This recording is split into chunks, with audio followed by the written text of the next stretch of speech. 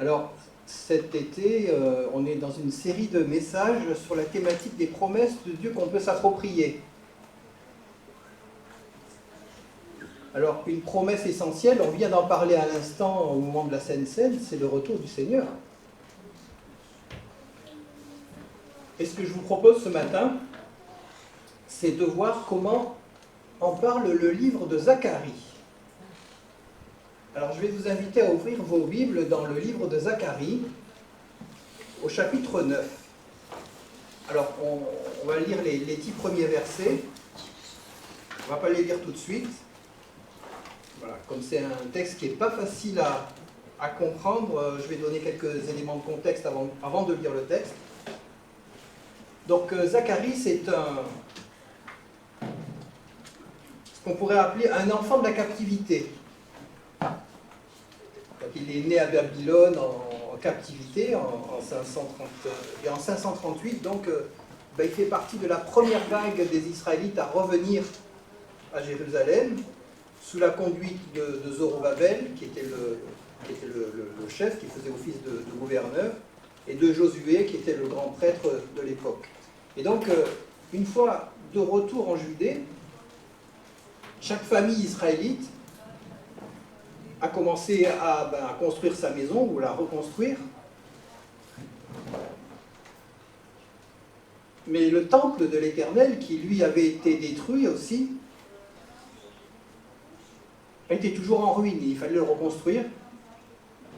Et c'était difficile parce que le peuple n'avait pas beaucoup de moyens, il n'était pas très motivé, et surtout, il y avait de l'opposition de la part des peuples aux alentours.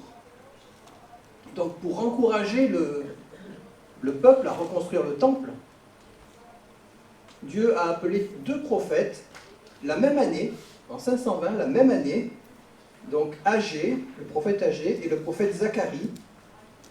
Et ça a très bien marché, puisque en 4 ans, le temple a été entièrement reconstruit. Alors, je ne sais pas si vous connaissez le livre de Zacharie. Il est vraiment coupé en 2. Il y a les 8 premiers chapitres de ce livre qui sont surtout adressés aux contemporains de Zacharie, justement pour les aider à reconstruire le temple et aussi à reconstruire leur relation avec Dieu. Et dans le reste du livre, donc chapitre 9 à 14, on va lire une petite partie du chapitre 9 ensemble, là le contenu est complètement différent. C'est un texte qui a été écrit bien après, et c'est un texte très différent, puisque là, Zacharie prophétise sur l'avenir d'Israël, l'avenir des nations, la venue du Messie, la fin des temps. Donc c'est la partie messianique, en fait, du livre. C'est la partie eschatologique même du livre.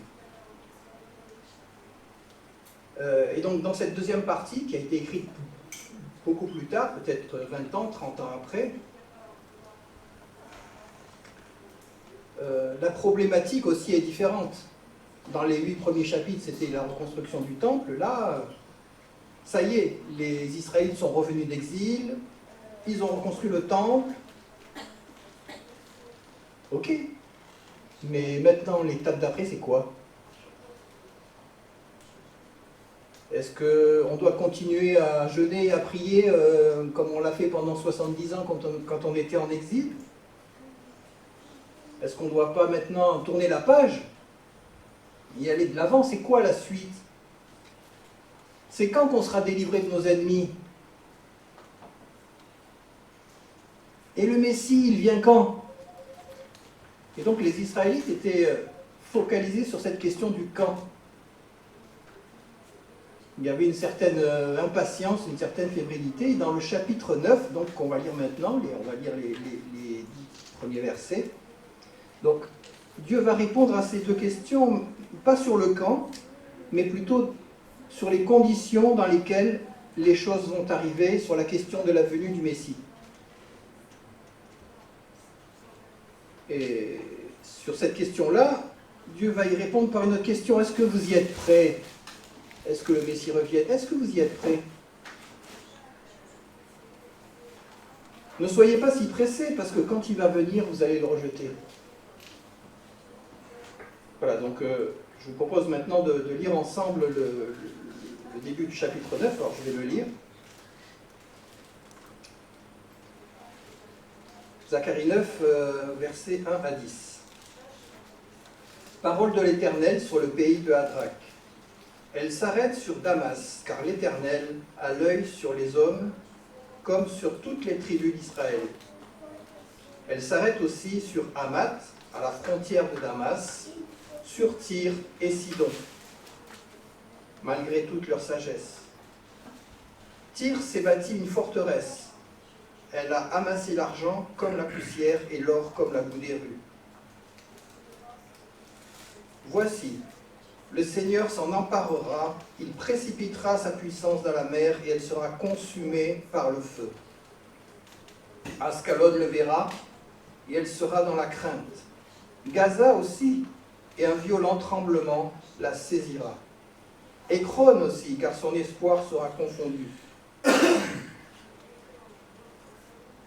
Le roi disparaîtra de Gaza, et Ascalon ne sera plus habité.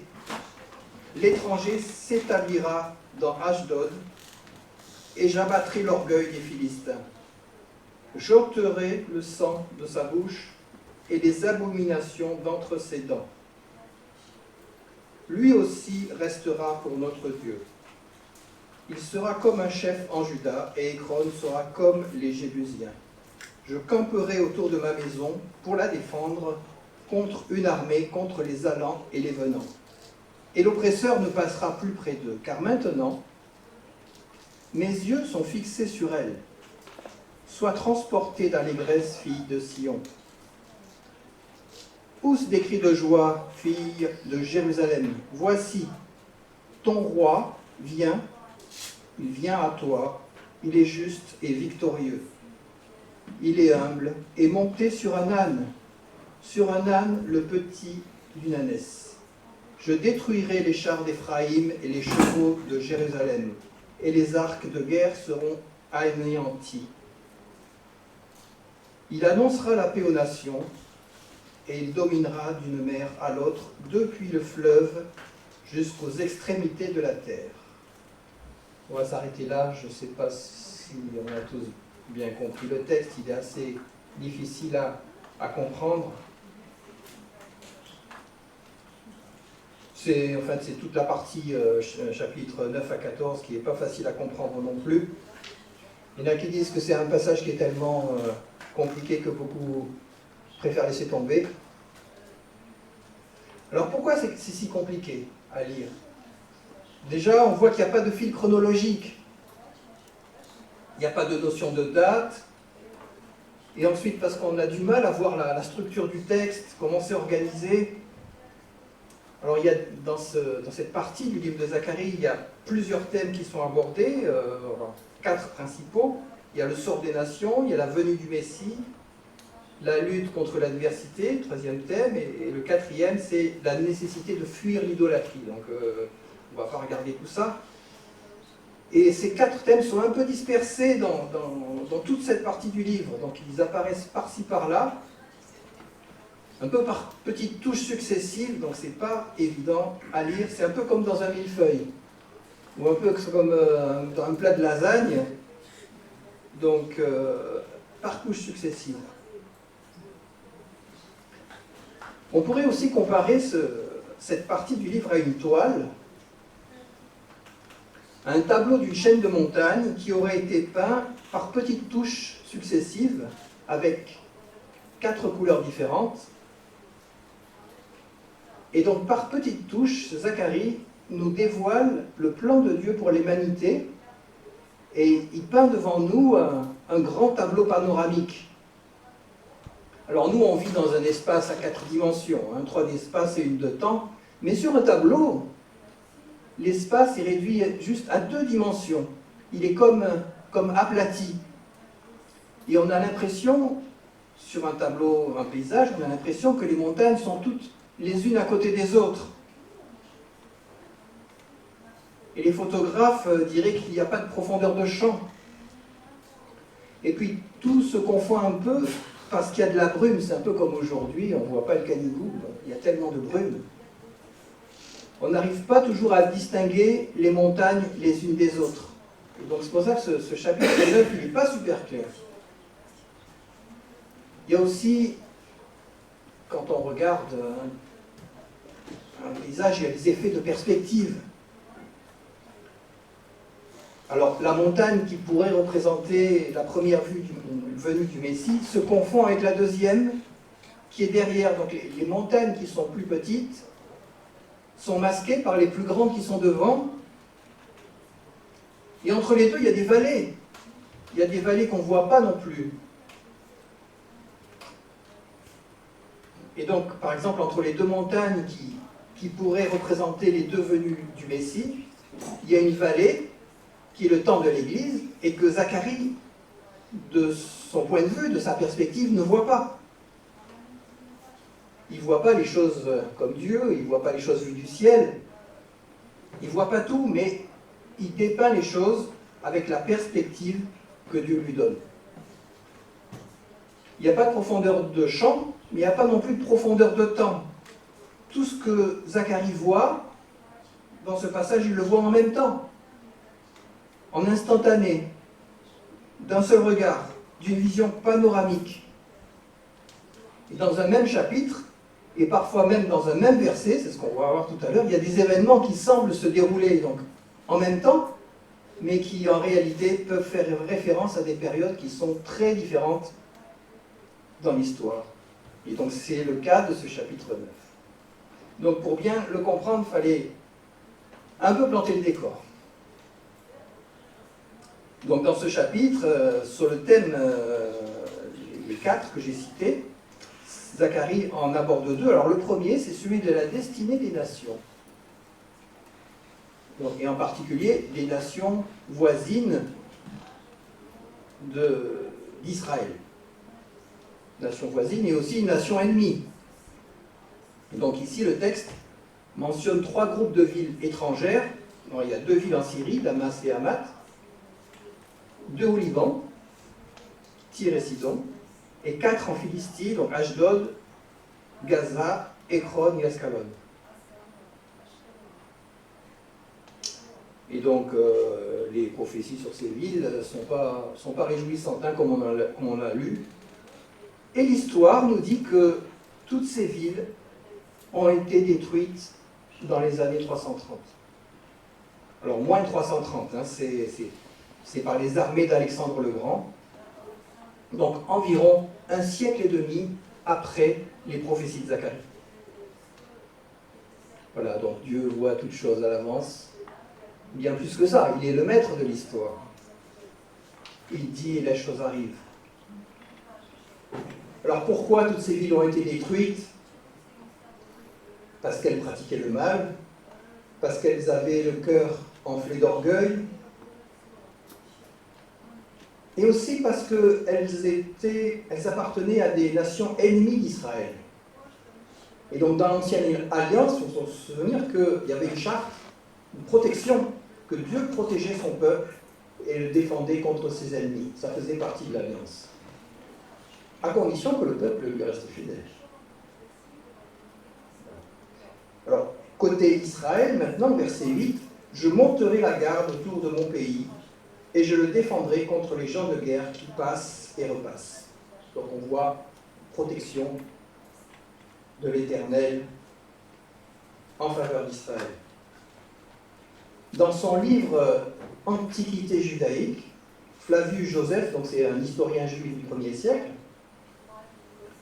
nous indique qu'à cette époque-là, des conquêtes d'Alexandre le Grand, en moins 330, où toutes ces villes ont été détruites, la ville de Jérusalem, effectivement, elle avait été épargnée de cette grande vague de destruction. Encore une fois, Dieu est le maître de l'histoire. Bien plus que ça, il est le maître de l'univers. Il est Adonai, Elohim, Tsebaot, le Seigneur des armées célestes. Et d'autres traduisent le Seigneur de l'univers. Donc, je le dis parce que c'est une expression qu'on retrouve plus de 50 fois dans ce livre. Tout est entre les mains de l'Éternel qui a fait les cieux et la terre. Alors, dans ce même verset 8, par contre, Zacharie ajoute que l'oppresseur ne passera plus sur eux. C'est-à-dire, l'oppresseur n'oppressera plus Jérusalem. Ben là, par contre, l'histoire nous dit le contraire. On sait bien que Jérusalem n'a jamais vraiment arrêté d'être la proie des nations, surtout depuis qu'elle a rejeté son berger. On se souvient de la destruction du temple de Jérusalem en 70 par les Romains. Et moi, si je comprends Zacharie 13, ça s'était accompagné d'un véritable génocide côté juif. Zacharie 13, épée, lève-toi sur mon berger et sur l'homme qui est mon compagnon, dit l'Éternel des armées, frappe le berger et que les brebis se dispersent. Dans tout le pays, dit l'Éternel, les 2/3 seront exterminés.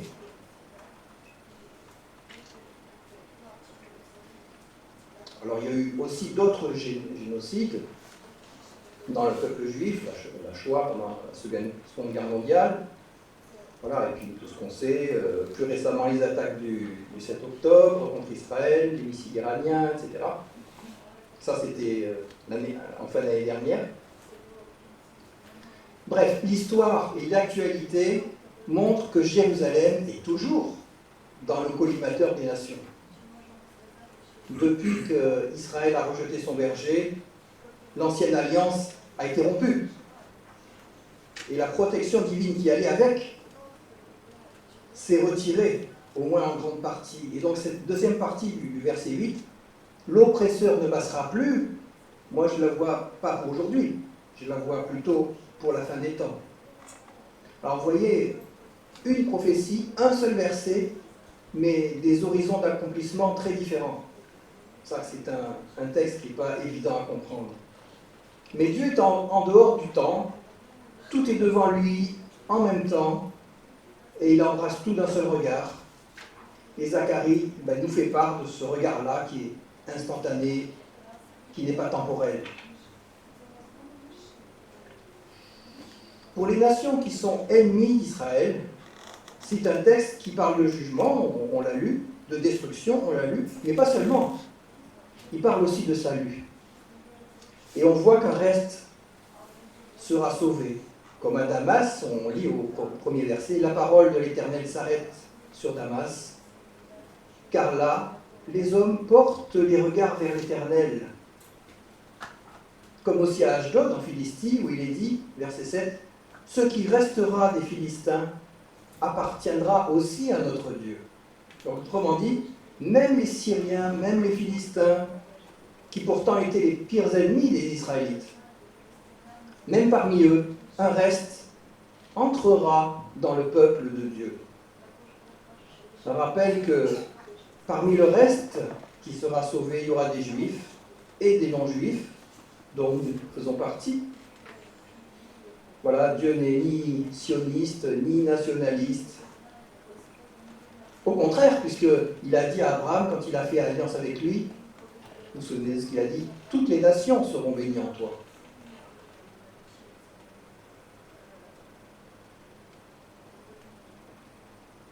Dieu est le Dieu d'Israël, mais pas seulement, de toutes les nations, sans exclusive, même si à l'origine, c'est par l'intermédiaire d'Abraham et de sa descendance que Dieu s'est révélé aux hommes. Et par cette notion de reste, Zacharie nous rappelle que l'humanité sera séparée en deux camps, en deux destinées, symbolisées dans le texte par deux villes, Babylone qui sera détruite et Jérusalem qui seule restera. Donc là, il y a un tri qui va se faire, qui se fait, et le critère de séparation entre les deux, ça ne sera pas un critère géographique, ça ne sera pas un critère nationaliste, ça sera le positionnement que chacun aura, pas chaque nation, chaque individu aura vis-à-vis du Messie.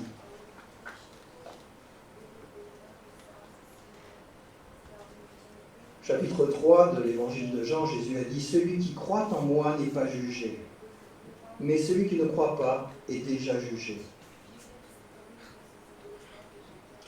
Alors, justement, c'est pas un hasard si le deuxième thème qui est abordé ici à partir du verset 9, c'est celui de la venue du Messie. Alors je relis à partir du verset 9. Sois transportée d'allégresse, fille de Sion, pousse des cris de joie, fille de Jérusalem. Voici ton roi vient à toi. Il est humble et victorieux. Il est humble et monté sur un âne, le petit d'une ânesse. Il annoncera la paix aux nations et il dominera d'une mer à l'autre, depuis le fleuve jusqu'aux extrémités de la terre.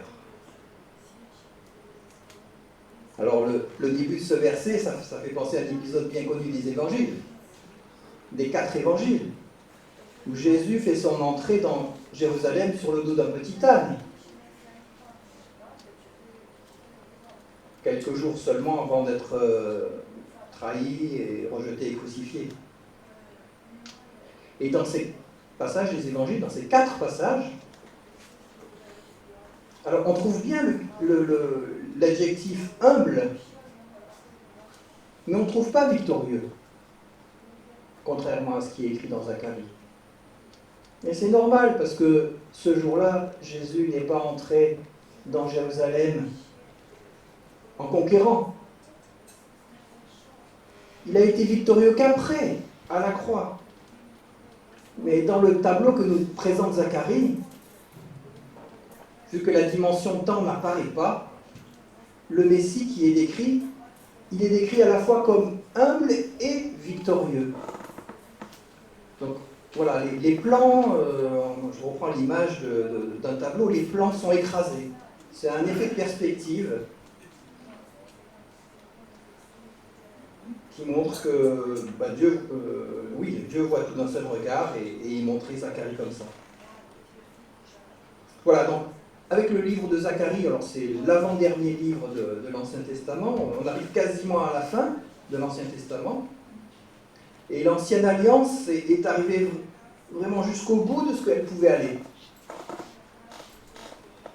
Et elle se termine par un vide, un grand vide, qui va durer 400 ans, un vide en forme de Jésus. Un Jésus dont on voit très bien dans ce livre de Zacharie se profiler le portrait robot.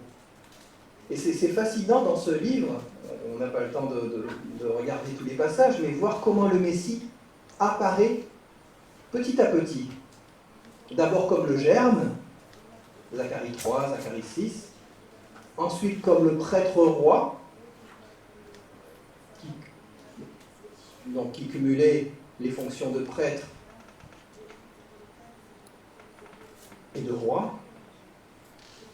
Ensuite comme le roi de paix, puisqu'il vient pas là sur le dos d'un cheval, comme un chef de guerre, mais comme sur celui d'un petit âne, c'est ce qu'on vient de lire. Il apparaît ensuite comme le bon berger, chapitre 11, chapitre 13. Et ensuite, il apparaît comme celui qui a été trahi, chapitre 11. Je lis chapitre 11, verset 12. « Ils me donnèrent pour salaire 30 cycles d'argent. Et l'Éternel me dit, jette-le au potier, ce joli prix auquel j'ai été estimé. Je pris les 30 cycles d'argent et je les jetai dans le temple de l'Éternel pour le potier. » C'est extraordinaire ce passage. On retrouve tous ces détails quand on lit dans les évangiles, dans l'évangile de Matthieu, chapitre 27. On voit tous ces détails dans le récit de la trahison de Jésus par Judas. Alors je ne sais pas vous, mais moi quand je vois cette précision du détail des prophéties de Zacharie 5 siècles avant qu'elles ne s'accomplissent, ça me donne toujours le frisson. Ça montre que, encore une fois, Dieu est le maître de l'histoire dans les moindres détails. Tout à l'heure, je disais que le livre de Zacharie n'était pas clair, qu'il était un peu nébuleux, qu'il y avait de la brume sur les montagnes, un peu comme aujourd'hui. Mais il y a quand même quelques flashs bien éclairants comme celui-là, par exemple, Zacharie 11, verset 12. Et ensuite, le Messie apparaît comme le berger qui a été frappé, Zacharie 13, et ça j'ai déjà lu le passage. Épée, lève-toi sur mon berger, dit l'Éternel des armées, frappe le berger, et que les brebis se dispersent. Et donc c'est un passage que, comme vous le savez, Jésus reprend à son compte dans Matthieu 26. Et enfin, comme celui qui a été transpercé, Zacharie 12, verset 10, « Ils tourneront les regards vers moi, celui qu'ils ont percé. » Alors, ce verset-là, il est complètement extraordinaire.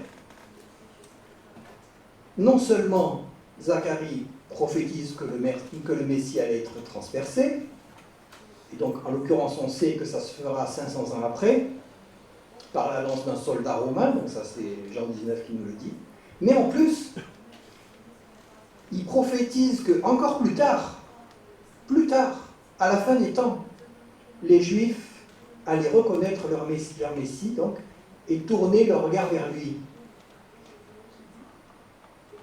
Tout ça dans un seul verset. Vous voyez, deux prophéties différentes, avec deux horizons d'accomplissement très différents, dans un même verset. Et dans le plan de Dieu qui est révélé à Zacharie, on voit que la première, en fait, on n'arrive absolument pas à distinguer la première venue du Messie de la deuxième. Les deux sont indissociables, indiscernables. La première venue est aussi certaine que la deuxième, et la deuxième est aussi certaine que la première. Tout ça pour dire que, on a partagé la Sainte Seine, on a parlé du retour du Seigneur, tout ça pour dire que ce verset ne laisse aucun doute sur le retour du Seigneur. S'il a été percé, ça signifie qu'il va revenir. C'est dans le même verset. C'est la preuve par les Écritures. Et c'est là qu'est toute notre espérance. Et si Zacharie est appelé le prophète de l'espérance, c'est pas pour rien. Et avec tous ces détails prophétiques, des fois on peut se demander comment les Juifs font pour ne pas avoir vu en Jésus le Messie promis.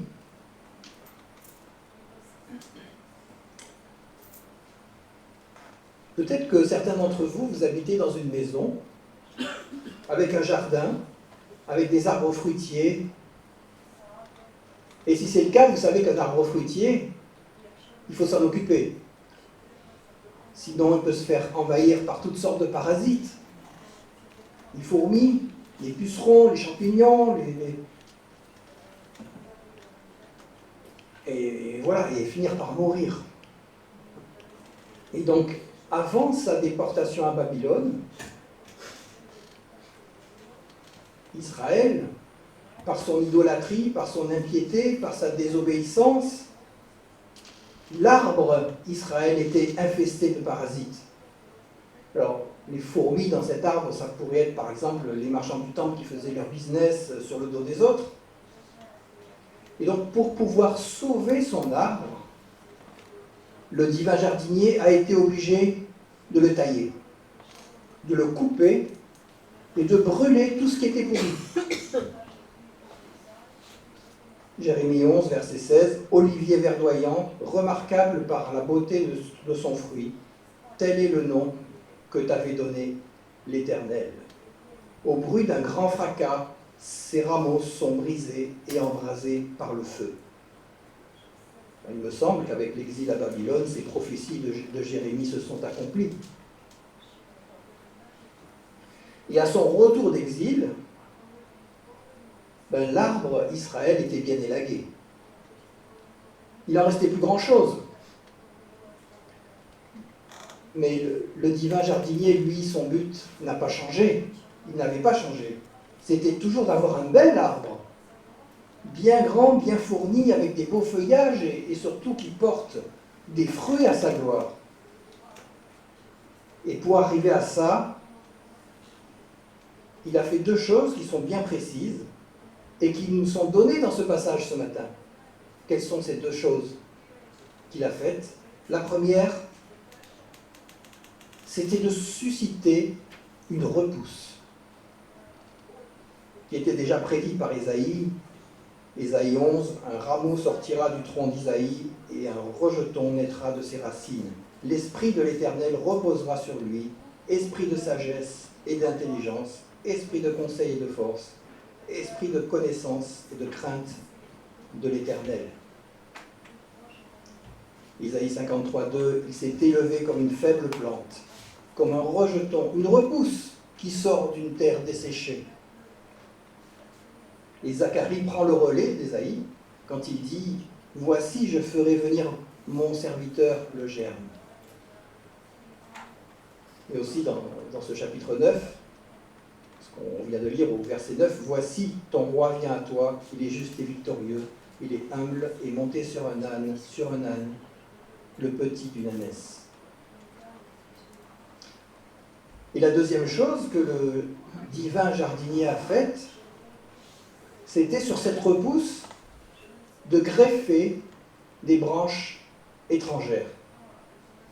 Et le verset 7 donne l'exemple de la greffe d'une partie des peuples syriens et philistins, qui préfigure l'entrée des païens dans le peuple de Dieu.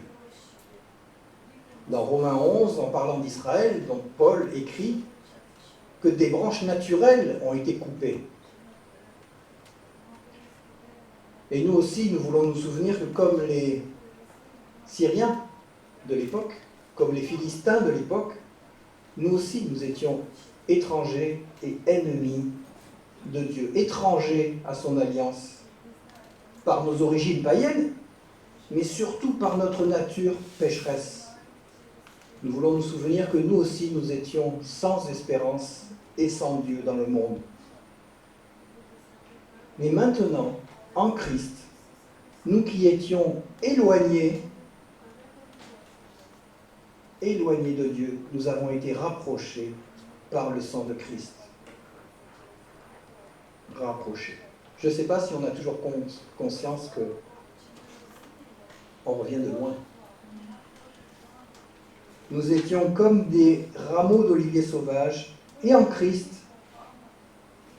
nous avons été greffés à la place des branches naturelles, nous dit Paul. Alors, voilà. Et dans Zacharie 9, on voit cette repousse, et on voit la greffe, et Dieu a fait les deux. Ça aurait été tellement plus simple pour Dieu, pour le divin jardinier, de couper son arbre, tout simplement, de le brûler en entier plutôt que de faire tout ça. Il fallait vraiment que Dieu aime son arbre. Et il l'a tellement aimé son arbre, qu'il est allé jusqu'à se faire lui-même arbre pour pouvoir lui donner sa sève et sa vie. Dieu a tant aimé le monde qu'il a donné son Fils unique, afin que quiconque croit en lui ne périsse pas, mais qu'il ait la vie éternelle. La parole a été faite chair, Christ a donné son sang et sa vie pour nous sauver de la mort. Alors, quoi dire? Que par notre foi en Christ, que le nouveau peuple de Dieu c'est nous, et nous enorgueillir. Donc ça c'est le discours de Paul qui nous met en garde contre ce genre de choses. Fais attention, si Dieu n'a pas épargné les branches naturelles, il ne t'épargnera pas non plus.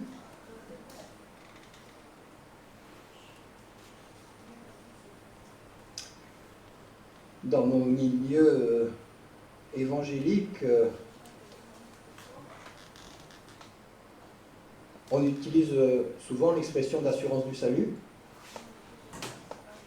Alors on peut appeler les choses comme on veut.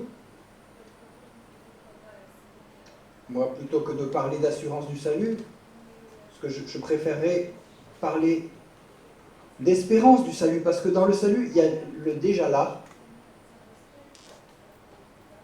et il y a le pas encore. Romains 8, 24, Paul nous dit, c'est en espérance que nous sommes sauvés. Alors une précision importante. L'espérance chrétienne, c'est pas une chose qui serait incertaine ou qui serait hypothétique. C'est au contraire la ferme assurance que ce que Dieu a promis, il le fera. Un jour, j'étais en Espagne pour mon travail, et j'étais à l'aéroport de Barcelone. C'était l'été, comme aujourd'hui, il faisait très très chaud, j'étais mort de soif.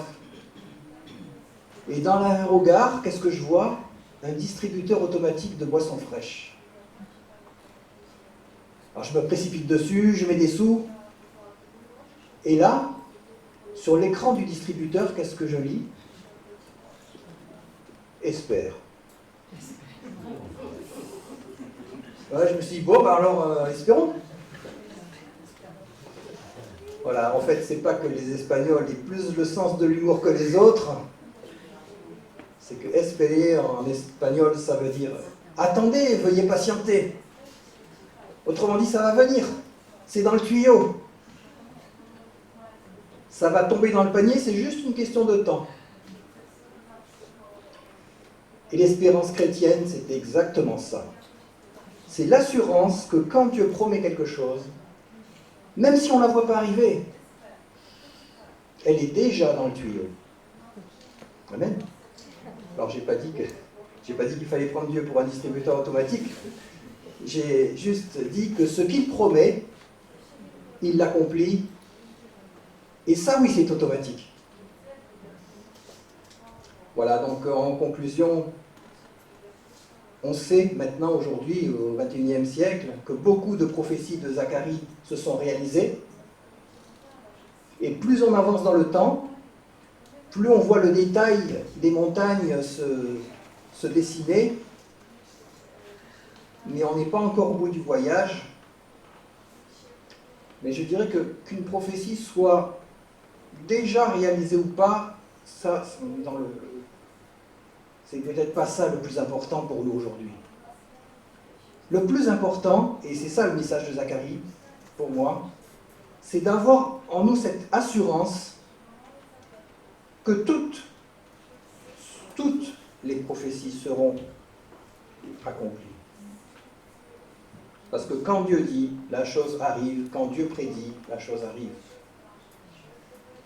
Et si dans notre temps actuel, dans notre chronos, une prophétie divine n'est pas encore accomplie, ça doit juste nous dire une chose.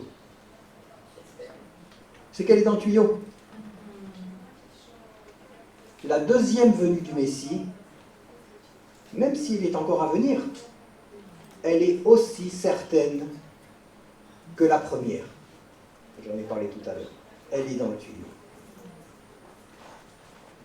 Tout ce qui a été écrit d'avance l'a été écrit pour notre instruction, nous dit Paul au chapitre 15, afin que par la patience et par la consolation que donnent les Écritures, nous possédions l'espérance. Ce n'est pas un hasard si on a appelé Zacharie le prophète de l'espérance. Donc je prie que le Seigneur nous donne de vivre constamment, en permanence, dans cette espérance du royaume qui est déjà venu. Et dans cette promesse qu'il revient. Et je prie que cette espérance nous remplisse tous les jours de sa joie, de sa paix en Christ. Voilà, que nous puissions abonder dans cette espérance. C'est le message principal de Zacharie, à mon avis.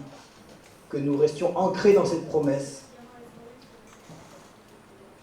jusqu'à son accomplissement. Amen.